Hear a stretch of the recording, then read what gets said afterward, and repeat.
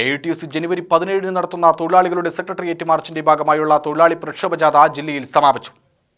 സംസ്ഥാന സർക്കാർ തൊഴിലും കൂലിയും സാമൂഹ്യ സുരക്ഷയും ഉറപ്പാക്കണമെന്നാവശ്യപ്പെട്ടും കേരളത്തോടുള്ള കേന്ദ്ര അവഗണനയിൽ പ്രതിഷേധിച്ചുമാണ് സെക്രട്ടേറിയറ്റ് മാർച്ച്. വടക്കഞ്ചേരിയിൽ നടന്ന ജില്ലാ സമാപന സമ്മേളനം CPI ജില്ലാ സെക്രട്ടറി KP സുരേഷ് രാജ് ഉദ്ഘാടനം ചെയ്തു. തികച്ചും ഏകാധിപത്യപരമായ നിലപാടാണ് ഈ തൊഴിലാളി വിരുദ്ധ കർഷക വിരുദ്ധ നിലപാടുകൾ നടപ്പിലാക്കുന്നതിലൂടെ കേന്ദ്ര ഗവൺമെന്റ് സ്വീകരിച്ചുകൊണ്ടിരിക്കുന്നത്.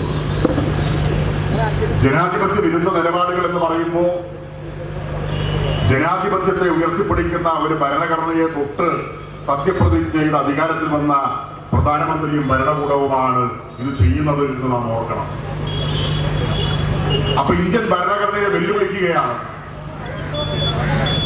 ഭരണഘടനയെ വെല്ലുവിളിച്ചുകൊണ്ട് നമ്മുടെ രാജ്യത്തെ ജനങ്ങൾക്കെതിരായി, തൊഴിലാളികൾക്കെതിരായി, കൃഷിക്കാർക്കെതിരായി ഒരു ഉണർവുമില്ലാതെ നിയമങ്ങൾ പടച്ചുവിടുകയാണ് മുതലാളിത്തത്തിന് വേണ്ടി, കോർപ്പറേറ്റ് ശക്തികൾക്ക് വേണ്ടി.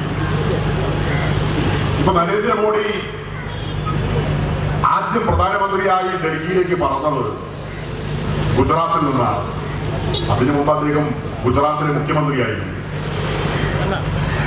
ഇന്ത്യയുടെ പ്രധാനമന്ത്രി കസേരയിലേക്ക് നരേന്ദ്രമോദിയെ BJP തീരുമാനിച്ചപ്പോ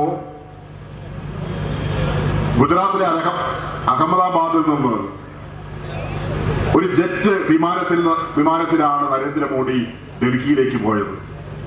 ആ ജെറ്റ് വിമാനത്തിൽ 2 ആളുകളെ ഉണ്ടായിരുന്നുള്ളൂ. ഒന്ന് നരേന്ദ്രമോദിയും മറ്റൊന്ന് ഗൗതം അദാനിയും.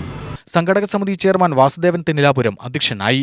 ജാഥ ക്യാപ്റ്റൻ മുൻ MP TJ Angelos, KK Ashraf, KG Sivanandan, Elizabeth Assisi, AV Abbas, K Ramachandran, K Rajan, A Suresh Kumar തുടങ്ങിയവർ സംസാരിച്ചു. UTV news, Palakkad.